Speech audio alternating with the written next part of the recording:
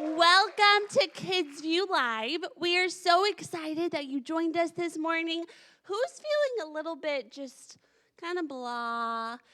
It's early. I haven't had coffee yet. We need something to kind of get us a little bit pumped up. What do y'all think? Yeah. Okay, so I want to see y'all's best dance moves for Jesus right now. So everybody get up on your feet and y'all join in with us and show us your best dance moves for Jesus. Get ready for an action song.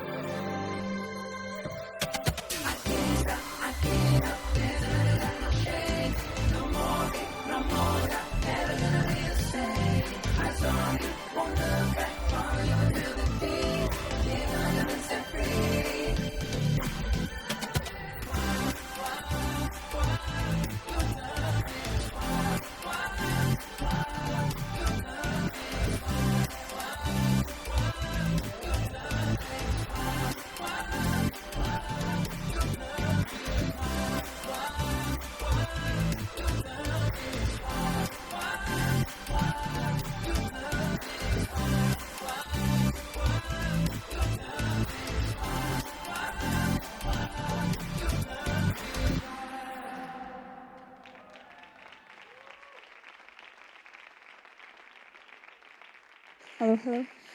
Good morning, Sprouts Conference. How y'all doing this morning? Y'all don't sound very excited. How y'all doing this morning? Okay, so right now we're going to do the big idea, which is kind of like our main thought during our lesson. Okay, so today's big idea is, what label are you wearing? Can y'all say that with me? Okay, so we're going to say it a little fast, get y'all woken up because y'all seem pretty tired. Okay, so ready? 3, 2, 1. What label are you wearing? Okay, so I think we should say it super slow just to get a little bit better understanding. Okay, 3, 2, 1. What label are you wearing? Who's ready for the verse? Good morning, everybody. Who is ready for today's verse? Today's verse is found in Jeremiah 1:5. Before I shaped you in the womb, I knew all about you. Before you saw the light of day, I had holy plans for you. So today we're going to say the whole verse again, but since we're in East Texas, we're going to say it in our best country accent. Are y'all ready?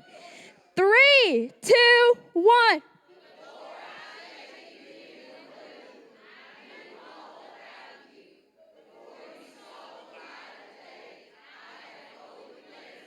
Good job. All right, now this part of service is our worship song. Our worship song is something that we've created for the kids to show them how to internally worship, because sometimes big church worship is a little, confusing for them. They don't really understand. They just see hands raised, so they're raising hands, and that's good too because they're copying. But this is a way that we have made and formed for them to kind of listen to words, hear the music, and put actions to them. So here we go.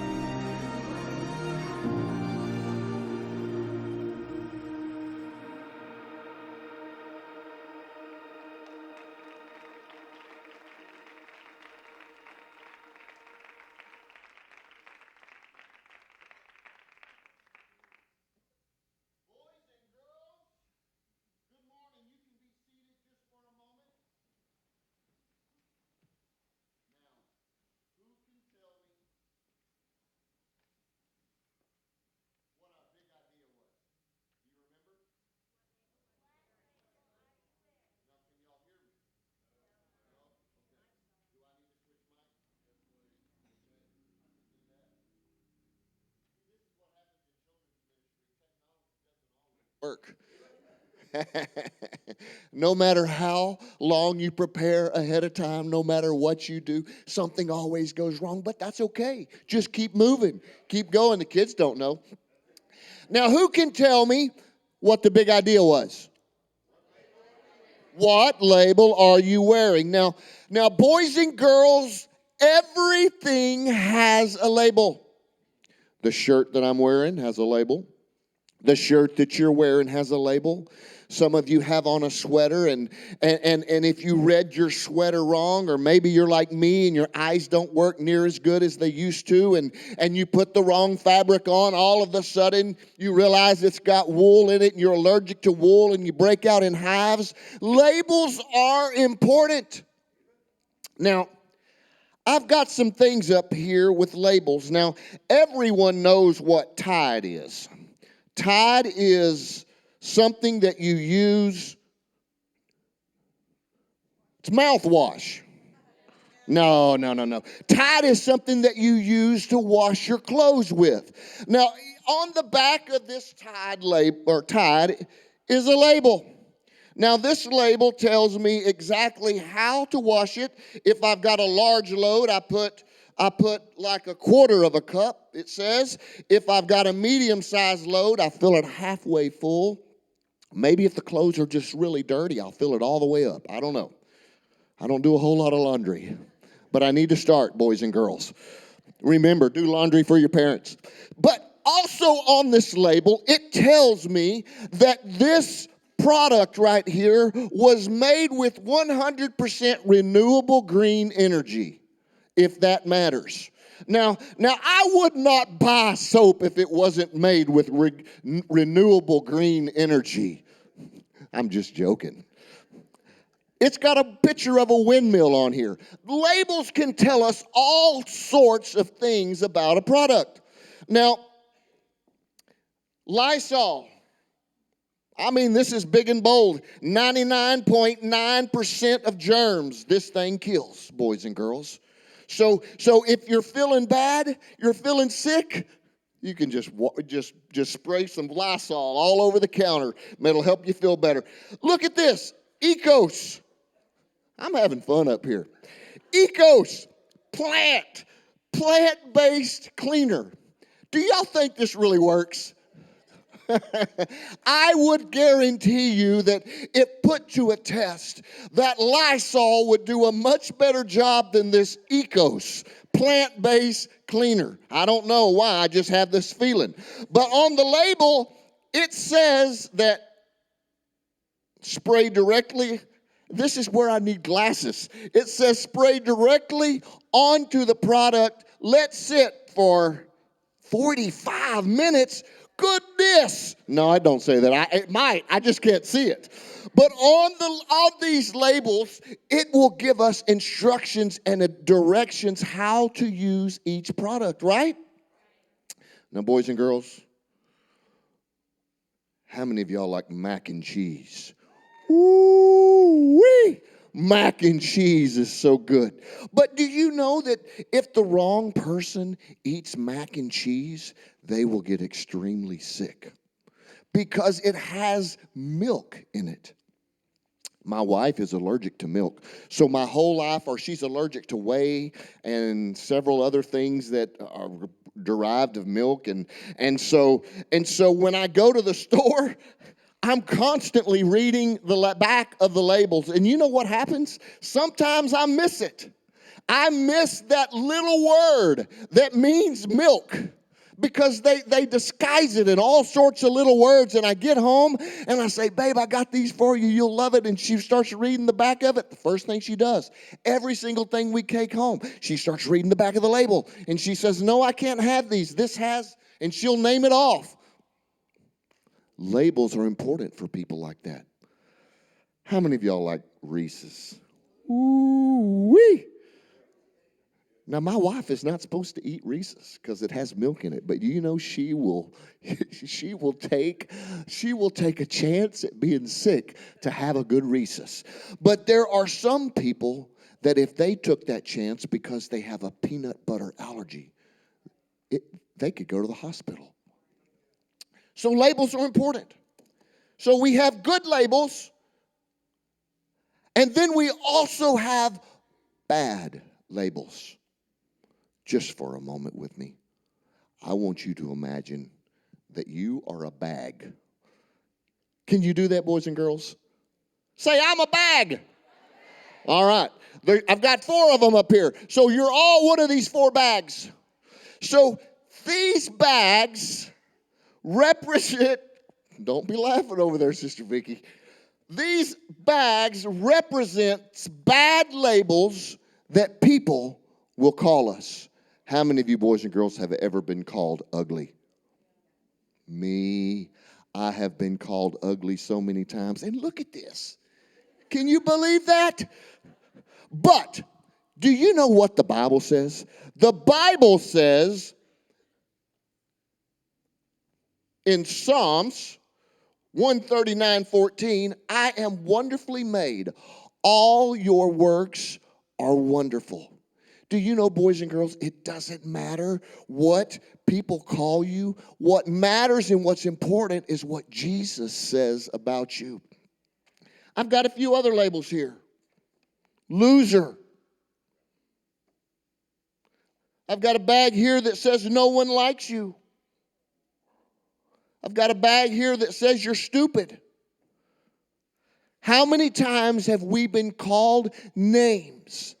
And when one person begins to call you a name, all of a sudden, 3 or 4 other little kids at school begin to call you that same name. And before you know it, you walk around thinking you're a loser or thinking you're stupid. But do you know that Jesus says, you are loved? For God so loved the world that he gave his only begotten Son for you. You're not stupid. You're not a loser. Matthew 5:14 says, you are the light of the world, a city set on a hill. No one likes you? Oh, that's so hurtful. You think you're part of the little clan or the little team of people, and they tell you, you just go home. No one really likes you. They've said that to me before. But do you know what?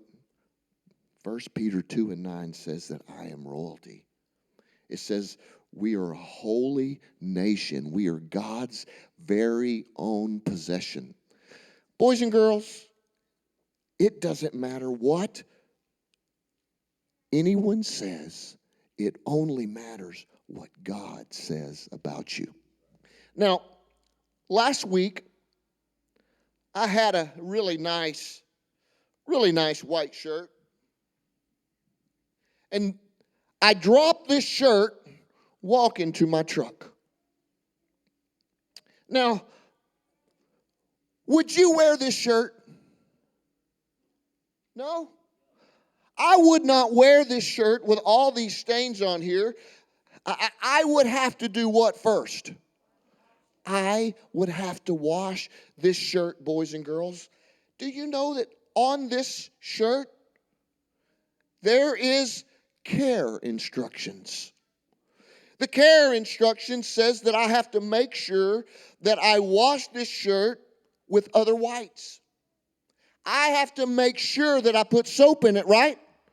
If I take this shirt and put it in the laundry machine and don't put soap in it, guess what? It's going to get wet. Some of the mud may come off, but there still will be stains because there was no soap to clean the shirt.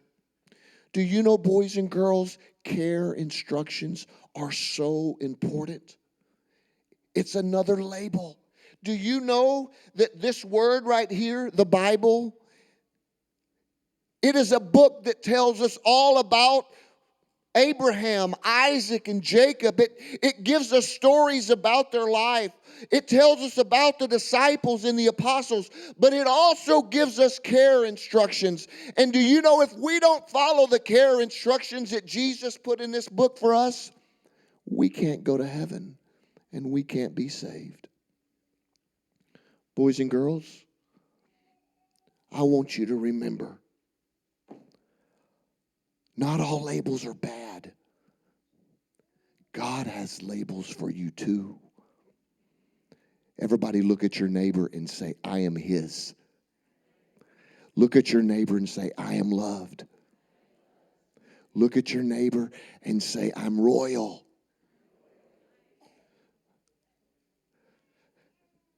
This is the part of the lesson where we would then transition to an altar call of some sort.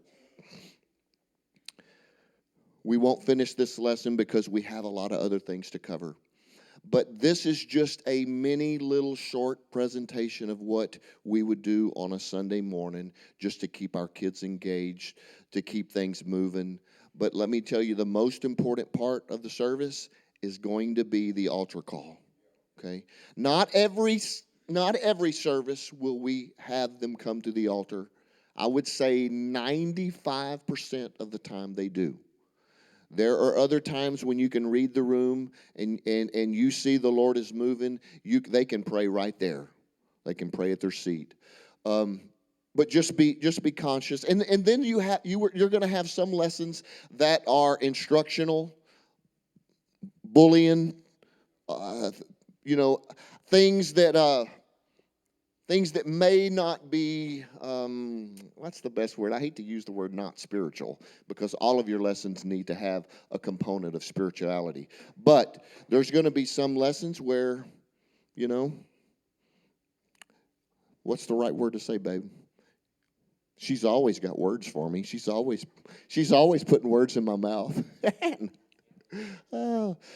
So, this lesson that I just did is not just for the kids. Me and Brother Corey talked about this last week. The lesson that I wanted to do, I thought was more powerful. But the Lord changed my thought this week, because you and I, as teachers and adults, we struggle with labels ourselves. And so the Lord wants us to hear this just for a moment. How many times have we accepted a label because we felt inferior? Because we compare ourselves with another teacher in another class down the hall. Labels like, I'm inadequate, I'm just boring, I'm disconnected, I'm unorganized, I'm stressed.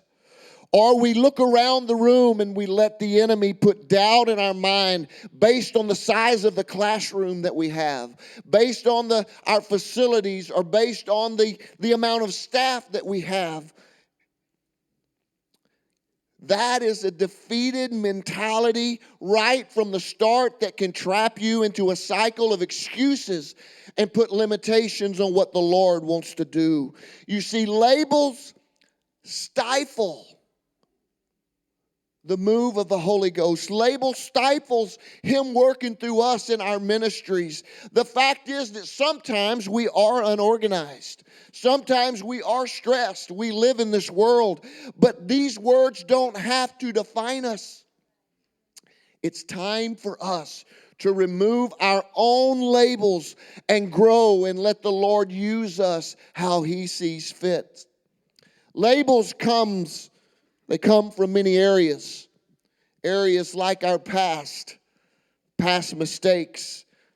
People label us on what we used to be, or what we used to do, or who we used to hang out with, and all of those things. And what can happen is, if we're not careful, we will wear those labels instead of letting the Lord use us how He sees fit. But it's also unfortunate that we remember the mistakes of others ourselves, and we readily point out their mistakes. When we should, like Philippians 2:13, we should build up one another. We should be confident that Christ is working in us. Philippians 2:13 says, for God is working in you, giving you the desire and the power to do what pleases Him.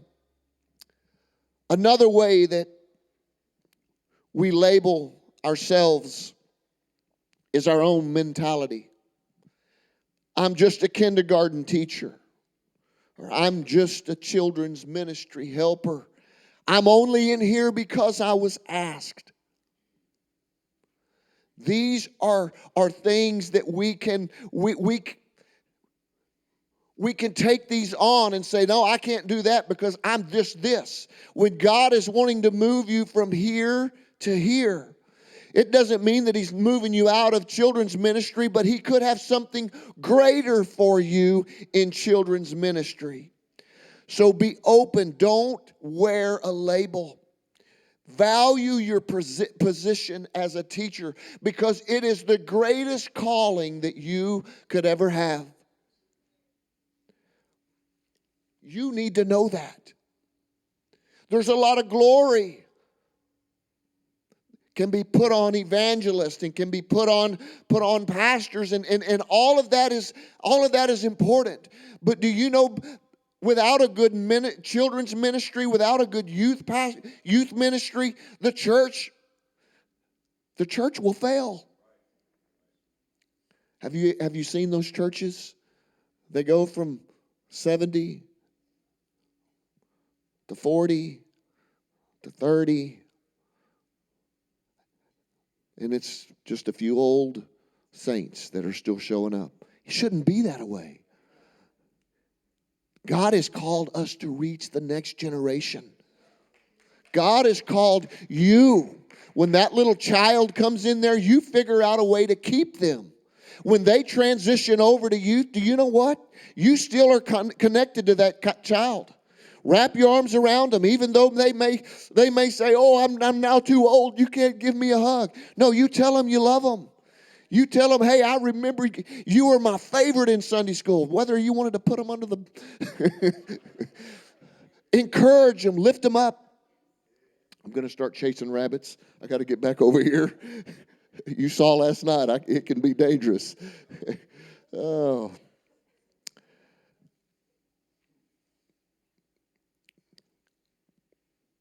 You know, I wasn't going to say this, but it just popped in my head and I can't get it out. And normally when that happens, it means the Lord wants me to share this for some reason. But I have not always been comfortable standing here, and I've not always been comfortable, I've always been comfortable in front of kids because kids don't judge. Kids are easy. Adults judge. Adults will sit and text back and forth during church. Can you believe he just said that? Can you believe? Look at those pants he's wearing. Oh my goodness. And they'll sit and they'll go back and forth because I don't know why we do that. Maybe it makes us feel better. But it's wrong. So I haven't always felt comfortable standing behind a pulpit in front of adults. I still don't feel 100% comfortable. But several years ago, I was able to, actually my first time go with Sister Vicky and a team to Africa. And so we were able to go several different times to different places. And a couple of years ago, we went to Petén, Guatemala. And I was going for the Children's Crusade. That's why I was there. And when we got to Petén, they said, "No, we're not going to be able to have a Children's Crusade because of all of the trafficking and all of the abductions of children. So we are not going to allow the kids to separate from their parents and go to another venue." Man, I was crushed. I was like, "Man, Lord, I came all the way up here to pray with kids." So I was like, "Okay, I'll just find some kids to pray with, and we'll pray with them anyway." So I was a little down, and I woke up Friday morning, and one of the ministers walked over to me and said, "Have you read your emails today?" And I said, "No, I haven't read my emails." He said, "Well, you're preaching the healing crusade tonight." And I said, "No, I just thought he was joking with me. Me preaching a healing crusade? I'm a kids minister." He said, no, you're preaching the healing crusade. Brother Bounds has you on the schedule. You're preaching the healing crusade. And I said, well, I went to my emails real fast. And inside of me, I was like, oh, I got to go find him. He must not know. He must not know that I can't preach to the adults. I can't preach a healing crusade. Brother Charles Robinette is here. Brother David Myers. They have preached crusades all over the United States, even with Brother Billy Cole. Why? They need to do it. Let them do it. But the Lord gave me just a quick check. He said, do you trust me? It was just in my mind, do you trust me? And I said, yeah. And within like 10 minutes, which is a miracle, the Lord laid out a message for me to preach. I got up there and I would like to tell you that I was not nervous, that I went up there boldly like a lion and I was just kicking devils all over. No, I was nervous. I went up there, but the Lord anointed me, and when I started preaching, I don't know, somebody else just came out. And all of a sudden the Holy Ghost fell. Countless blinded, well, I shouldn't say countless because they did count them. Blinded eyes were open, deaf ears were unstopped, crippled people got up. And it wasn't anything that I did or said or who I am. It was just the Lord saying, if you let me use you, I'll use you. So the Lord may be looking to use you. Don't stifle what he wants to do in your life because you think, no, I'm just a kindergarten teacher. I can't teach the tweens. The Lord may ask you to preach. That's a little nervous. You'll have to pray. We should be praying anyway. I just got way off course. Don't limit yourself. Don't get comfortable in a particular position if God is calling you to take on additional responsibilities. I am convinced that God is stretching the church. He's stretching us for the harvest that he's going to send our way. Can I tell you, if he stretches us, then we will be able to handle the children that he brings us. If we can't handle 5, how are we going to handle 10? We've got to learn how to let God use us to effectively reach our children. It's going to mean you're going to have to change. Some strategies you may have to change strategies. You may have to change up things. Get creative. If something don't work, find something that does. Don't sit there and keep going through something that don't work Sunday after Sunday. I want you to disregard any negative labels and trade it for available. Tell the Lord, I am available. I want you to use me however you see fit. Another positive label we can identify with is ambassador. You and I are ambassadors for Jesus. And each Sunday morning or Wednesday night, we have an opportunity to represent and draw a picture of Jesus to our children. Like Sister Vicky said, we can bring our children to Jesus every single Sunday and Wednesday night because he's the one that's going to do the work in our life, in their life. We draw a picture by showing love, kindness, understanding, patience. And it's hard. It can be hard when the same child, week after week after week, wears you down. Find something for that child to do. Get that child involved in something because he's wanting attention. Give him some attention, some positive attention. The amazing thing about ministry is humanity.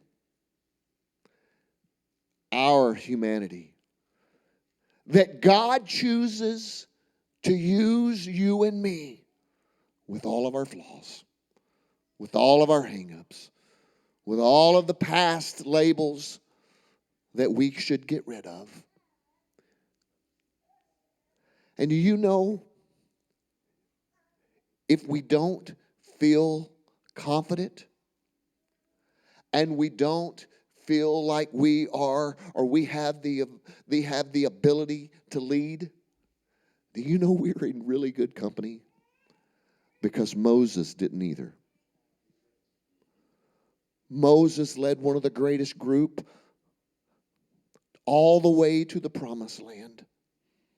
And that's our same goal, is to lead our children to the promised land. And I believe it won't be long. Hallelujah. I'm going to switch gears again. That was a lot. We kind of chased a few rabbits, but that's okay. I like rabbit. They taste like chicken. So, you have notes on how to construct a children's Sunday school program. Now, I don't know that I have one of those notes. I think I may have given them all out. Oh, thank you, baby. My sweet daughter. All right. So, I know that when you come to a conference like this, does anybody have the time? What's the time, Sister Chelsea? 10:08. And we have till what time? 10:15? 10:20. Okay, we have till 10:20. Some of the most important information that you can receive at a conference is not me standing up here just lecturing, telling. I went to this conference in Tulsa years ago. Not one of our conferences. I think the first time I went was with Sister Janice Evans. And it blew me away. Blew me away at their passion, at what they did. And that's one of the reasons why Sprouts was started, is we wanted to somewhat model Sprouts after what they did. The most information that I received was from question and answers. I'm telling you, because each one of you are going through something different. And me just telling you what we do is not going to help your situation. So what I'm going to do, I'm leaving you the notes of how we constructed our team. One thing I will tell you today, we have, 8 people out, at least 8 team members out. And so you saw some of our newest transitional helpers up here today doing the action songs, doing the big ideas, doing the scriptures. Sister Mary Ann, she's only been back here with us for probably maybe the last 6 months? Less? Yeah. So get them involved early. Don't be afraid to use them. Get them up there. Get them involved. Put them on the way we do it, we put them on a rotation. So they're with us for 2 or 3 weeks. Then they go to their youth class. I think it's 2 weeks. Then they go to their youth class for 2 weeks. Then they come back to us for 2 weeks. Then they go to their youth class for 2 weeks. So just rotate them in and out. That way they're learning. They're going to learn more. They're going to learn more about the Bible, standing up here, teaching children, quoting scriptures to children. Then, unfortunately, they may get it. And I'm just not even going to go there. So, I'm going to open it up right now for question and answers. So, if you've got a question, I want you to, I may not have the answers, and if you start asking me to explain the 4 horsemen, I'm just going to tell you, I don't know. Ask Brother Peace, he knows. I go. So anyhow, is there any questions in here about what we do?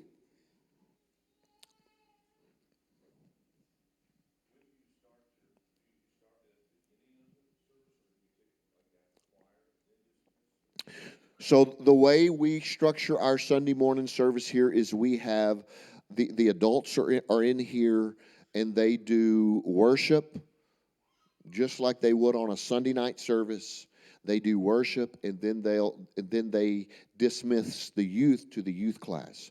So while worship is going on, we have Sunday school from 10 o'clock to 10:45. All the kids are in their Sunday school classes.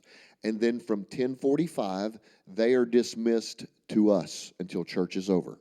So we have our own church just for the kids, similar to what you just saw, for the kids every Sunday. So when, like, the action songs and stuff that you saw, I'm too old to do those. So if you feel like me and your joints don't move as fast as they used to, and your hips are popping and stuff like that, definitely get some youth involved and get some help. Did that answer your question or no? Okay. Somebody else. I saw another hand. Brother Peace. Yes, sir.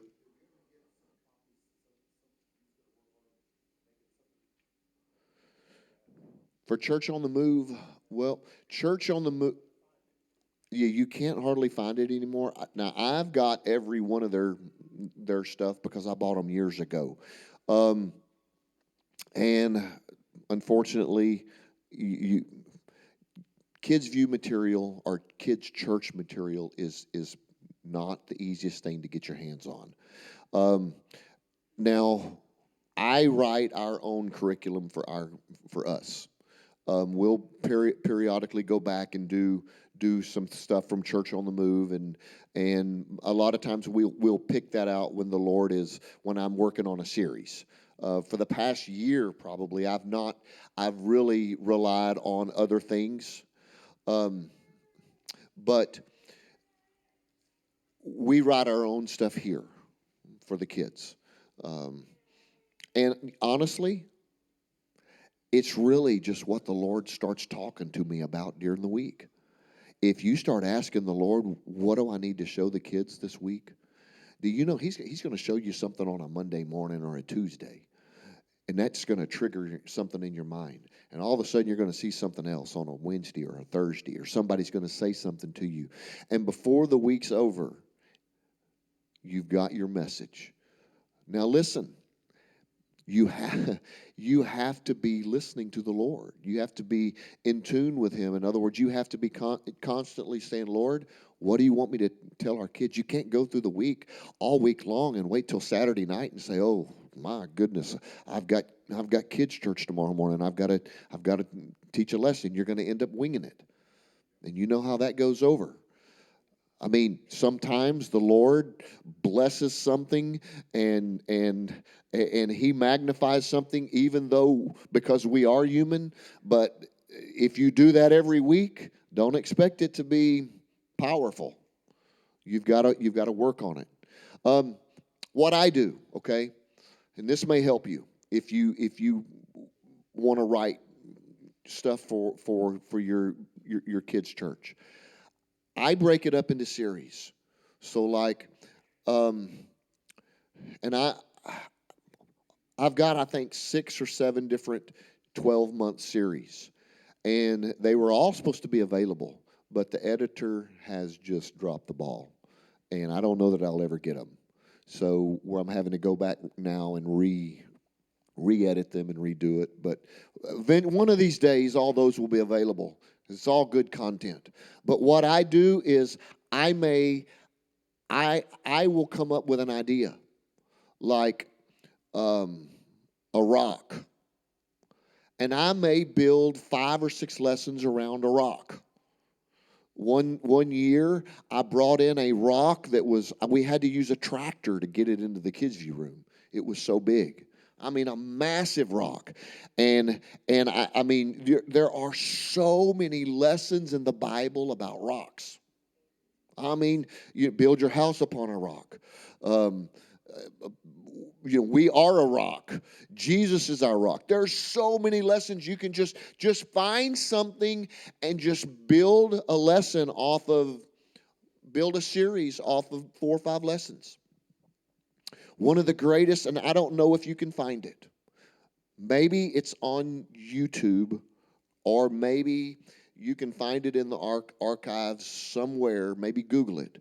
But it's a message called The Season of Yes. It's called The Season of Yes by Brother Kelly Havard. Incredible message. It will do wonders for your children's ministry if you can get your hands on it. It's hard to find, though. But anyhow, I'm just rambling now. You see what I do when I have a mic? I'll just start talking and babbling. Any other questions? Yes. Mm-hmm.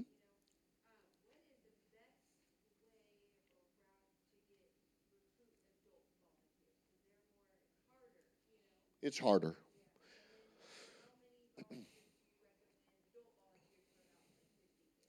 50. So if you have 50 kids, I would say you need at least 4, 5. Yeah, I would say 4 or 5 adults. Now, yes, I would mix in 2 or 3 youth. So what we do is when they turn 12, they leave Kidsview and they go to the youth. They have to stay in their youth class for 1 year. So when 1 year is up, they can come back to me and say, Brother Conlen, I want to be put on the rotation. And then they will rotate in as early as 13.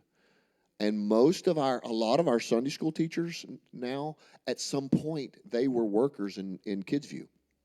So you're just building your Sunday school classrooms, you're building things up. Because a lot of those are already used to being there on Sunday morning, and you're building accountability, you're building faithfulness. So you're building your own team is what you're doing, your Sunday school program. The adults, how to recruit adults? Okay, interested. Me and my wife joined because our daughter was going into that age. That was like a motivation for us. So if you have some kids starting to go, right, yeah. So you have some kids starting to go into that age where they're getting into class, you maybe reach out to their parents and say, hey, you want to be a part of, raising them and helping them learn the word and all that. So. Right. Yeah. Right. Right. So recruiting is, I'm just going to tell you, it's a difficult job, and the reason why is because a lot of times people find a burden for children's ministry after they've started doing it. It's not something that they just wake up one Sunday morning and say, you know what, God is calling me to be a children's. God is calling me to the 4 and 5 year olds. That's not what happens.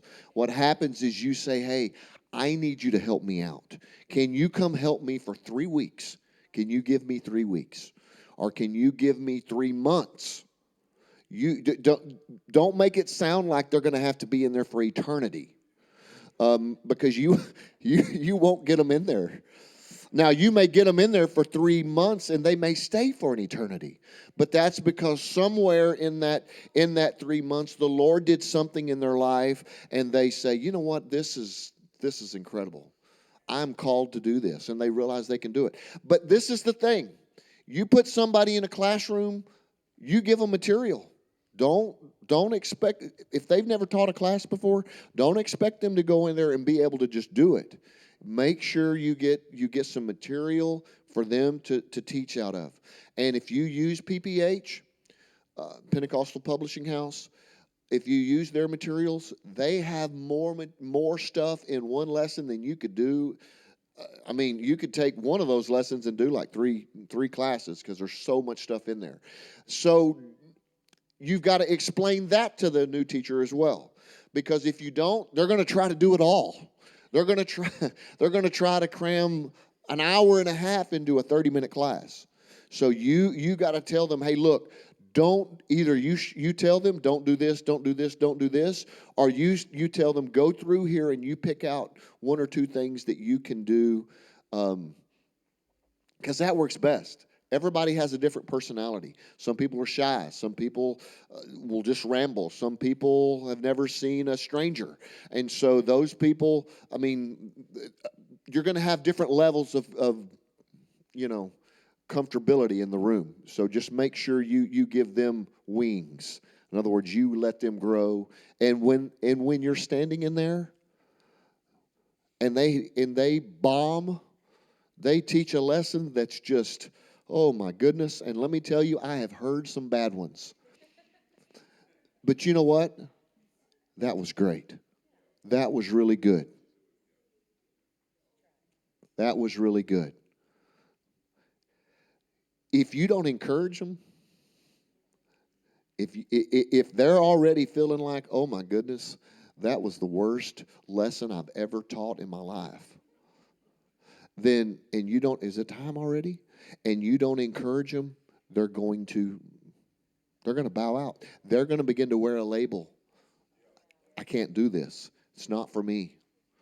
So anyhow, I have business cards are on the table out front. If you have any questions or need anything, don't hesitate to text me or call me, because I want your Sunday school, your children's program to be successful, because every single one of y'all can do it. I believe in you. You wouldn't be here if you weren't trying or you didn't want to improve.